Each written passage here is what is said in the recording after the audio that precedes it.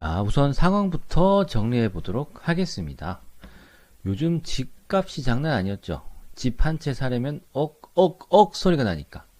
그래서 자금 조달 계획서라는 걸 세무서에 내야 했고요. 그래서 세무서에서는 이 돈 어디서 났어? 이렇게 물어보는 겁니다. 그래서 내가 벌어서 샀어요. 아니면 은행에서 대출 받았죠. 그것도 아니면 가장 많이 쓰는 방법들, 가장 이슈가 됐던 것, 부모님한테 빌렸어요. 뭐 요런 걸 다 서류로 다 소명을 해야 합니다. 그런데 만약 부모님한테 빌려서 집을 샀다? 그러면 세무서에서는 진짜 빌린 건가? 그냥 준 거 아니야? 하고 의심을 하죠. 그래서 우리는 지금까지 차용증을 꼭 써야 한다. 계속 말씀을 드렸던 거죠. 그렇다면 이 차용증만 있으면 끝일까요? 아니죠. 차용증만 있다고 끝나는 게 아닙니다. 진짜 빌린 걸 증명하려면 중요한 것, 이자도 따박따박 줘야 했죠. 이자를 꼭꼭 통장에 찍어라. 그리고 이자 줄 때는 요즘 기준으로 연 4.6% 붙여야 한다.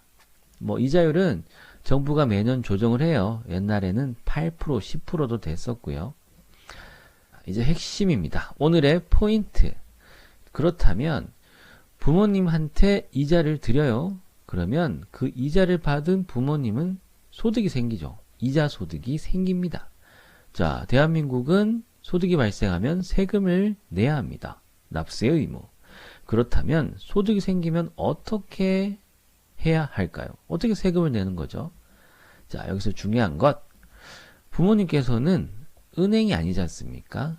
은행은 우리가 은행에 예금, 적금을 붓고 이자를 받을 때면 많이 주지도 않으면서 은행은 이자 줄 때 무려 15.4%라는 세금을 알아서 떼고 주는 겁니다. 만약 100만원 이자가 나온다면 15만 4천 원은 미리 뗍니다. 그리고 나머지만 주게 되는 거죠.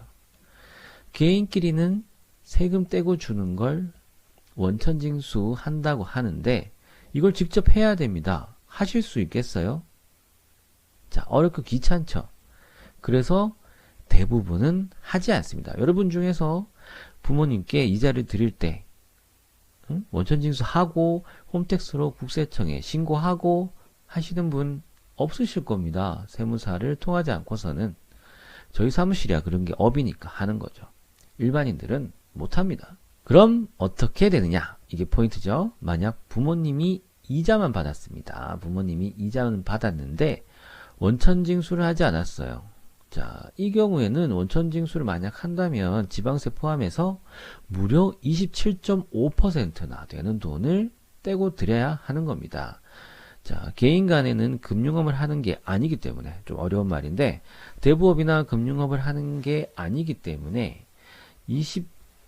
25%에 지방세 10% 추가적으로 붙여서 27.5%를 떼고 부모님께 드려야 되는 거죠. 부모님께서는 최소한 세금의 27.5%는 내셔야 된다는 겁니다. 안 하잖아요. 세무서에 신고도 안 했다. 그러면 이제 거의 대부분일 건데 그럼 지금 이제 5월이죠. 5월에 종합소득세 신고할 때 이자소득을 꼭 합쳐서 세금 신고를 합니다. 만약 이자소득이 2천만 원을 넘으면 다른 소득 있죠? 근로소득이나 사업을 하신다면 사업소득이 있으시다면 이 소득 합산해서 최대 세율 49.5%까지 올라갈 수도 있어요. 하지만 아무리 작아도 원천징수 안 한 이자소득은 무조건 종합소득세 과세 대상입니다. 합산하셔야 된다는 얘기죠. 어려운가요?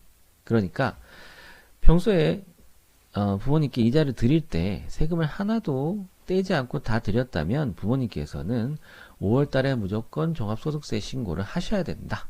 요것만 아시면 됩니다. 그런데 직접 하시기가 어렵다. 그러면 자, 저희 같은 김세무사에게 의뢰를 맡기시는 거죠. 확실하게 신고해 드립니다. 차용증은 어떻게 쓰느냐? 번외적인 거죠. 이미 앞에 설명을 다 드린 거긴 하지만 차용증을 썼으면 그냥 종이에 쓰는 게 아니고 동사무소 가서 확정일자를 꼭 받아주세요. 공증은 돈도 들고 귀찮잖아요. 확정일자면 충분합니다. 왜 확정일자를 받냐? 야, 이거 나중에 세무조사 나왔을 때 이거 지금 쓴 거 아니야? 라고 오해를 받을 수 있으니까 이거 그때 돈 빌려줄 때 쓴 거 맞아요. 라는 걸 증명하기 위해서입니다. 마지막으로 정리합니다. 부모님한테 돈을 빌렸으면 차용증을 작성하고 그에 맞게 이자 지급하는 게 필수죠. 이자 줄 때는 연 4.6% 기준 적용을 하고요. 부모님은 받은 이자에 대해서 원천징수 신고를 안 했다면 종합소득세 신고를 꼭 해야 된다. 자, 안 하면 나중에 세무조사 나오고 골치 아플 수가 있다. 이렇게 정리 드리겠습니다. 직접 신고하기가 힘드시죠? 뭐 가능하시면 직접 홈택스로 하셔도 되고 힘드시다면 언제든지 연락 주세요.